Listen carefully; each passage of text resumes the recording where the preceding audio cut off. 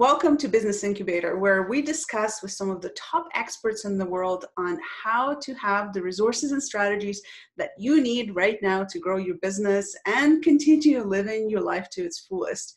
So today we're going to talk all about finding stillness and clarity in the time of global adversity. And Rob is my dear friend. Rob is going to be showing us how to do that. He is in love with yoga, meditation, and teaching. He's a graduate of Architect of Being program by Travis Fox and is now teaching and helping others unwind their mind. Rob is a meditation and energy coach, and through his teachings, his classes have evolved to incorporate psychology and energy work into flowing breath and movement. So welcome, Rob. I'm super stoked to have this conversation with you. I know you went through quite a bit in your life, and I can't wait for you to share the tools that we can use right now. Absolutely. Thank you so much for having me on here. And since all of this craziness has started, even in the yoga world, everything's kind of transitioned where the studios I used to teach at, we couldn't teach. And so I set up a home studio here in the basement. I've been working with Zoom and just honestly teaching my classes for free right now because A, I'm learning, and B, people need these tools more now than ever. A bit of background on me. I come from the oil field. I spent almost 20 years in Northern Alberta, and I became a CEO of my company that started grassroots and grew really big. In 2011, I had a nervous breakdown and literally walked away from this big organization that I had created. And I had struggled with anxiety and just stress and struggle and everything else. And that at the time was pretty intense, but I've realized now that was such a huge blessing because it allowed me the opportunity to start my journey into healing and really understanding anxiety, which led me to my yoga mat a few years later. And what's really cool about yoga, guys, when you hit the four corners of that mat and you start to combine your breathing with movement, it gets us out of the monkey mind and, you know, that crazy never-ending loop of thought that all of us experience throughout the day. You know, our minds can only manage one thought per second. So when we start to breathe and slow our breath and combine that with movement, guess what happens to that crazy loop? It starts to slow down. And really that's what's going on right now, guys, is we're all fearful of the future. We're all concerned, if I made better choices in the past, I'd be better set for now. And the problem is our conscious minds are either always in the future or always in the past. They're never right here. They're never present. So by combining breath and movement, trust me, I've done the psychology work on this through the Architect of Being. I spent the last 2 years learning this stuff, and I've applied it to my own life. And the anxiety that used to cripple me up, I'm clear, I'm present, I'm not stressed. I can hold my vibration high, and I'll talk about that in a little bit. Vibration is so key. We're all at home in close quarters with kids. I have 2 daughters. And if we as parents don't figure out how to calm that fearful energy or that stress, guess what? That vibration carries out into our homes, and it basically puts us in a state of reactiveness versus a state of creation. I don't know where you would rather spend your time, but creation is so much more valuable. Creation holds a very high vibration, and that attracts others. And the one thing that's beautiful, because I think something good has to come from something bad always. It's just the way the world works. Everything needs to balance out. There's a lot of beautiful things that are happening right now when we respect what's going on, when we understand that Mother Earth is, you know, taking back some control, and we get to spend time with our families. How many of us have gone through the years and said, oh my God, if I could just stay home, if I could just stay home for a month. And now the universe is literally saying, stay home until further notice. Our government's putting programs in place. Like everything is happening exactly as it's supposed to. So with that being said, I want to give you guys a couple tips on finding stillness. So when your day starts, and a few tidbits, it's really important that you set yourself up for success to find that stillness. And you'll notice I keep calling it stillness. The problem when we use the word meditation, everyone thinks I need to sit full lotus, legs crossed, hands on my lap, like a monk going, It's not how it works, guys. Yes, you can do that. But in all actuality, the whole point of stillness is just to stop moving. So a lot of people ask the questions. I've been teaching meditation workshops. You know, do I need to be, everyone says, well, I meditate when I go to bed. You cannot meditate where you sleep. Your body is subconsciously trained to sleep there. So if you naturally go there at 9 o'clock at night and you lay down and say you meditated, you're snoring, you're gone. It doesn't work like that. So here's my practice. And when this is all said and done, I invite anyone to PM me or Facebook message me if you have questions or whatever. I start every morning, and I have a question. How many of you grab this bad boy the second your eyes roll open? Okay, not cool. And let me explain why. I'm going to explain what theta is. It's a theta state. So that's a brainwave that we go into when we're in a full state of relaxation. The reason theta is important is because the conscious mind is gone and the subconscious is wide open. Every human being experiences theta 2 times a day. Once when they wake up in the morning, the first 15 minutes from when you open your eyes, and once 15 minutes before you go and drift off into sleep. So for instance, if I'm surfing this and I'm scrolling through the doom and gloom of Facebook, put it down, roll over, go to sleep, where do you think my mind's going to go for the next 4, 6, or 8 hours? You're going to perpetuate that. You're going to be working on that. You just pre-programmed your subconscious to focus on doom and gloom the whole time you sleep. And then guess what? You might do that for 4 or 5 hours. And then that last couple hours, you get into that deep rhythm of sleep. And then your alarm goes off, you wake up, and what do? Bam! Holy crap, look what happened. The world, we start in that fight or flight state right from the second we open our eyes. So it's critically important. So I roll out of bed, I leave my phone, you know, and I've heard this excuse, well, I need my alarm clock. Bullshit, guys. We all know what an alarm clock is, just saying. If you can have the self-discipline to take your phone, I find a different room. I sit down in my living room. I make a cup of coffee before I ever get this going. I can't resist bread. Just give me bread. Oh, what's going on here? Sorry about that. I grab that cup of coffee. I go sit in a nice, quiet, dark place, sit up nice and tall, put a pillow behind my back, put a blanket over my legs, put in an audio for a guided meditation, close my eyes, focus on my breath, counting that breath in to the count of 5, counting that breath out to the count of 5. And the one thing I want to share with you guys, it's important that you understand that if you are breathing slow, your thoughts, that loop of crazy, cannot move any faster than you're breathing, 1 thought per second. That is one of the rules of the conscious mind that governs all 7.4 billion people on the planet. And then from there, start out with 5 minutes today. And if your mind wanders off, just pretend you're like training a puppy how to sit for the first time. Bring that puppy back, sit them down, come back to your breath, and begin again.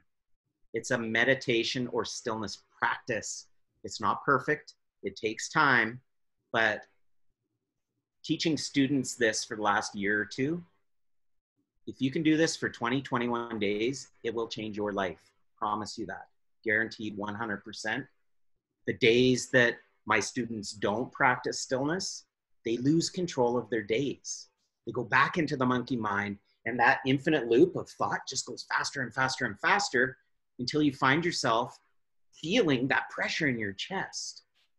So the other reason this is important is if you're in a state of discomfort, emotional discomfort all the time, and I don't know if you guys, maybe this is the first time you've heard this, it puts us in a state of being out of ease or dis-ease. I firmly believe, and the science supports it, if you spend enough time in a state of dis-ease, you're going to manifest and create something within your body. It's just that the stuff that we don't deal with and we compress, suppress, and oppress down into here and we don't deal with it, it will come back. So when you find that space of stillness where you get actual clarity, you get out of this you drop into the feeling, then you feel the safety of being able to unpack some of those things and, you know, manage your own vibration. And if anyone doesn't know what I mean by that, have you ever walked into a room and you could just feel the energy of the room? It was either tense. We all have that ability, I think. But if you walk into a room where it's really light and the people are, you can feel the vibrations higher, that's where we're in a state of creation. If we come into a space in a negative energy, people around us can feel that and it's going to repel. Is this making sense, Kat? Yeah, totally. Yeah. So ultimately, what I've done in this, and trust me, I've had lots of adversity in the last couple of weeks with investments, cratering, with all of these other things going on, with supporting my family members. I'm the grounded one in my entire family. So, you know, just talking to them, and when they start to fire off and go, oh my God, what about this? What about that? I just say, breathe. You know, if there's one thing that you guys could take from this quick little call, it would be, when you find adversity over the rest of the day, the week, the month, if you could just have that awareness to come back to your breath. And I teach my students this. I have students that are in healthcare and nursing that have reached out to me in the last couple of days and said, Rob, I need your help. And I always tell them, if you're at work and you're stressed out, you have access to a bathroom, go to the bathroom, sit in a stall, close your eyes and breathe. 3, 4, 5 deep breaths, take a few minutes. And when you get to that peaceful space, remember, 1 thought per second. If you're counting your breath in up to 10 and you're counting it out to 12 and in and out, you're going to naturally drop into that peaceful space. And then ask yourself one question. What do I want to feel / create now? Because we are the creators of our own day's existence. And especially these frontline workers that are doing this critical work, we need to honor what they're doing and understand that, you know, they're working in this stuff all day long, and then they have to go home to their own families. So any way that we can hold the vibration high, be in a space of service to others right now, is going to be amazing. That's awesome. Thank you so much, Rob. And I mean, for me, I think one of the hardest part, and I'm sure a lot of listeners experience that too, is keeping those promises to myself. If before it was always the excuse of the time, to not have time to meditate, to exercise, to cook, whatever it is, right? Now it's more of there's abundance of time and nowhere to be, but I find it's still difficult to make sure I keep those promises to myself of doing it over and over again. Do you have any kind of tips or suggestions on what is it that myself or some of my audience can do? Definitely. There is so many free online resources right now. I mean, like, stuff that used to cost, you know, hundreds of dollars a month. There's free resources everywhere now where people, you know, especially the spiritual community or the community that's in health and wellness, are all putting their programs online. Lots of them, yes, are charging, but there's a ton of them. They're just putting them out there. Connect. When I saw your interview yesterday with, I was watching your interview with Jamie, and you're like, you're going stir crazy. And, you know, we naturally, we're home. We want to eat everything in the closet. Hey, I'm an emotional eater. I get it. But when stuff like that happens, we have these resources. Reach out to a friend. You know, this Zoom platform is free for up to 45 minutes, where you can connect with a family member or someone else. Share that energy. And when you feel adversity or discomfort, the greatest lesson I've learned in the last couple of years is speak it out. Your heart's going, we got something that we need to get out. And 99% of the time, whenever I do that and I share it with someone I trust, someone I love, it dissipates it, it dissolves it, which puts us back in that space of creation and stops us from introverting and shutting down and going quiet. The worst thing we can do in these times is turtle, pull our heads in, shut down. So reach out to someone, connect. Just because it's social isolation doesn't mean it's not social interaction. We have all of these tools. You know, I think back to when we were kids, and I think I got a few years on you, Kat. But we couldn't. I remember when I was 12 or 15 going, as if you'll be able to talk to someone on this and see each other. And now we have all of these abilities. So when I see my kids are like, oh, I'm so bored. I'm like, you have no idea what it was like 20 years ago. No So, kidding. Rob, I also know that you created a few resources for us that you wanted to share. So where can we go and what is it? all right. So as Kat said, I have graduated the Architect of Being program with my mentor and very good friend, Travis Fox. We've been working on something for quite some time, and we've put together a site with some resources on it. As of last night, I've uploaded 2 yoga videos. One I shot in Puerto Vallarta. These are all free resources. One's in shot in Puerto Vallarta, Mexico 2 years ago. And then I shot another one. It was one of my online Zoom classes. So I edited those, put them up, as well as there's 2 or 3 meditations up there. There's all kinds of resources on that site. There's absolutely no obligation to buy anything, but there's minimum, I would say 7 to 10 hours of material up there that Travis has put out, and he's got 30 years in the business creating programs, and they're magical programs. The guy's got a doctorate in clinical hypnotherapy as well as a doctorate in psychology. So massive value. So the resource for that is located at www.architect-of-being.com. I'll also drop it in the chat below this, but absolutely go there. And like I said before, the page I manage and run is called Architecting Vinyasa. It's free to get on there. If you have any questions, just send me a message. I'm sitting here like this, guys, and where I'm in my highest passion is when I'm in a space of service. So I am here to serve. I've done all of the work. I take my 45 years of adversity and the past, and I'm here.